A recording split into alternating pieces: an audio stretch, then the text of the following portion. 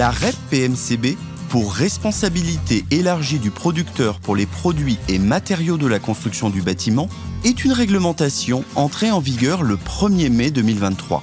Elle vise à développer la collecte et la valorisation des déchets issus des opérations de construction, de rénovation et de démolition des bâtiments. Découvrez les 5 points essentiels à retenir de cette réglementation et devenez incollable sur son fonctionnement. Qu'est-ce que la REP PMCB ? En France, le secteur du bâtiment est le 2e poste le plus générateur de déchets, avec plus de 42 millions de tonnes de déchets produits par an. Une grande majorité de ces déchets sont aujourd'hui envoyés en décharge et sont donc très peu recyclés. De ce constat, la loi AGEC a introduit en février 2020 une nouvelle filière REP pour les produits et matériaux de la construction des bâtiments, appelée REP PMCB. Les objectifs de cette filière sont multiples.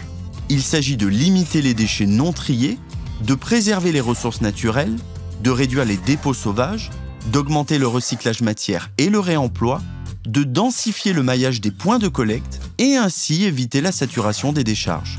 Pour atteindre ces objectifs, la REP PMCB met en place une reprise sans frais des déchets de chantier triés. Qui est concerné par la REP PMCB ? Les premiers concernés sont les metteurs sur le marché. Un metteur sur le marché est défini comme étant un producteur qui fabrique, assemble, importe ou introduit sur le marché français des produits ou matériaux destinés à la construction ou la rénovation du bâtiment. Un distributeur peut également être considéré comme un metteur sur le marché s'il commercialise des produits sous sa propre marque. Avec la REP PMCB, les metteurs sur le marché deviennent ainsi responsables de la gestion des déchets générés par les produits vendus sur le territoire français. Pour s'acquitter de cette obligation, ils délèguent la gestion de cette filière en adhérant à un éco-organisme qui est une structure collective à but non lucratif agréée par les pouvoirs publics. Sont aussi concernés tous les consommateurs professionnels et non professionnels de ces produits. Les consommateurs jouent un rôle important puisqu'ils s'assureront que les déchets issus de leur chantier soient collectés conformément à la réglementation. Quel est le fonctionnement ? Depuis le 1er mai 2023, lorsqu'un consommateur achète un produit de construction, une éco-contribution est ajoutée au prix de vente.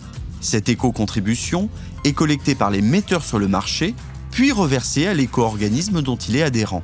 Cette éco-contribution permet de financer le fonctionnement de l'éco-organisme et de toute la filière REP PMCB. Ainsi, la reprise des déchets de chantier triés est prise en charge financièrement par l'éco-organisme. Quels sont les déchets concernés ? Les déchets concernés sont les produits et les matériaux qui sont incorporés, installés ou assemblés de façon permanente dans un bâtiment. D'un point de vue réglementaire, ils sont classés en 2 catégories. Une première catégorie qui comprend tous les déchets inertes, c'est-à-dire à base de minéraux, et une seconde catégorie qui intègre tous les déchets du bâtiment. Mais d'un point de vue opérationnel, les éco-organismes classent ces déchets en 3 flux. Le premier flux, appelé flux obligatoire, concerne 6 types de déchets. Il s'agit des déchets inertes, du bois, des métaux, des plastiques, du plâtre et des menuiseries vitrées. Pour ces déchets, les éco-organismes sont dans l'obligation d'organiser leur collecte sous condition qu'ils soient triés. Le deuxième flux, appelé flux optionnel, concerne les déchets que les éco-organismes sont libres de prendre en charge ou non. Il s'agit par exemple des laines minérales de verre et de roche, des revêtements de sol hors PVC, du PSE ou encore des membranes bitumineuses. Enfin, le dernier flux est le flux payant. Il comprend les déchets tout venant, c'est-à-dire les déchets non triés, ainsi que les emballages. À noter que les emballages, tels que les films plastiques et les palettes, ne sont pas concernés par la REP PMCB. Une REP spécifique leur sera dédiée en 2025. Comment sont collectés les déchets ?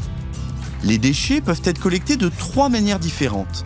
Ils peuvent être apportés dans des points de collecte agréés, comme les déchetteries professionnelles, les déchetteries municipales, certains négoces dès 2024 et des collecteurs de déchets.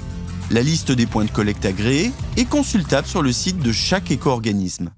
À noter qu'il est prévu un point de collecte tous les 10 à 20 km en moyenne en fonction de la zone géographique.